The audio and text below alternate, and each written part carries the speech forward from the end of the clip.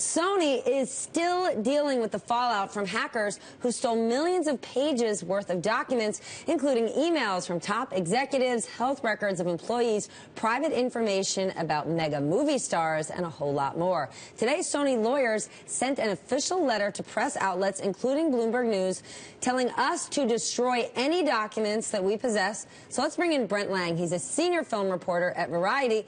And no doubt, Brent, you pored over these hundreds of pages of documents. Well, yes, of course. I mean, they're very salacious. They're very embarrassing for top executives. In other words, a dream come true for you. Exactly. For a journalist, it's Christmas came a little early. But is it Christmas coming a little early? Because, as Sony wants to say, these are documents that were obtained illegally. Well, I am being a little glib. I mean, to be honest, that this does raise a lot of troubling ethical issues here.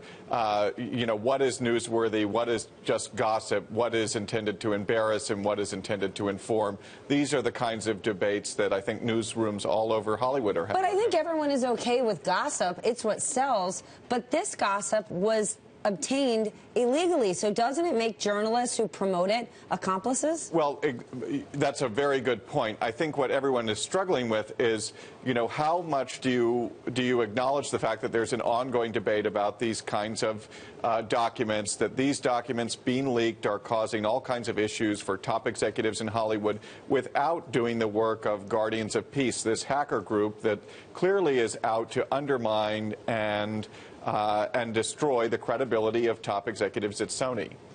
And it's working. It does appear to be working, yes. Although Sony seems to be trying to control the narrative now. That's why this letter from lawyers, that's why you keep seeing in statements the repetition of the phrase stolen documents. They're trying to emphasize that they are not the villains here, they are the victims. Journalists are accessories to this kind of thing all the time, though. People sign non-disclosure agreements and then promptly pick up the phone or arrange a meeting with a reporter so that the information that they want to make public becomes public, even if it's subject to a legal agreement. Well, that's a great point. That's journalism. You're trying to get information that people often don't want the public to know. Yeah, exactly. This is just that kind of situation on steroids. Exactly. And there are some legal precedents here. There is a 2001 Supreme Court decision in which the court ruled that a radio broadcaster had the right to air a stolen, illegally obtained recording because they were a third party. They had not done the illegal recording. All right, never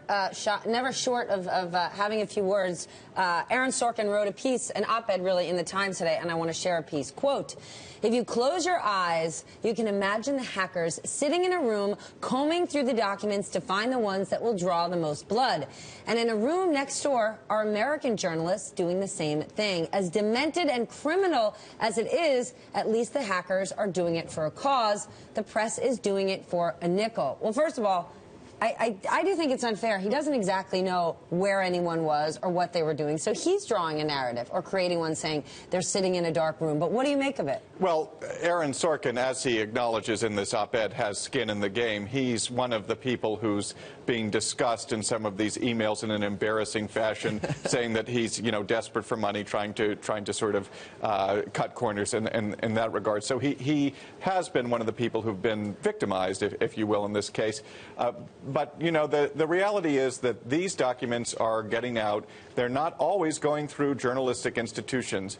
And reputable journalistic institutions still have a commitment to the truth, to accuracy, to fairness. And we do reach out to both sides. We try to acknowledge their perspectives, differing perspectives. And that's where the press has a role here, I think. How intense is the debate in your newsroom at Variety? It's very intense. In fact, our editor-in-chief basically wrote an op-ed last week saying, it doesn't make me feel great, but I think it's right to do this. Is it right to do this because, I mean, how many years has Variety been around? I am going to fail that quiz, but decades. Decades. Is that editor-in-chief saying, I don't feel good about it, but it's right? Is the reason he believes that is because in the last 10 years, the likes of TMZ are eating your lunch? Well, how do you report on something like Scott Rudin and Amy Pascal apologizing for racially insensitive remarks without reporting on the emails that contained those remarks? It's a quandary, and we cannot, you know, pretend that these kinds of discussions aren't taking place, and we owe it to our readers to to have accurate information. That's a great point. Furthermore, the substance of the reporting is exactly what reporters would put in stories if they were able to get it via other means. Right? Absolutely. If you had sources at Sony who were privy to some of this information, maybe they had seen the emails and related to you, even read them to you from paper or digital copies, and you felt that that source was credible, you take that information and put it in a story in a heartbeat. Absolutely. I myself have obtained documents I wasn't supposed to have. That's journalism. That's reporting. Can I ask you, what do you think of this? I think that this is journalism, like Brent says, right? This is how you come by the information, provided you didn't purloin it yourself, should, in theory, right, in a world of the First Amendment, insulate you from, again, I'm not a lawyer, but that's the attitude, that's the attitude that I would take. Now, if I felt as though there were a risk, would I check with our in-house counsel? Of course I would, and that's what we do, and that's what you guys have done. Of course, yes. Does Amy Pascal lose her job over this? I mean, there are questions swirling around her. I think that the issue here is, does that establish a dangerous precedent? Do the hackers win if you fire Amy Pascal? Now, furthermore, is Amy Pascal, look, we know a lot more about Amy Pascal and her relationships with people in the industry that she would ever like us to know.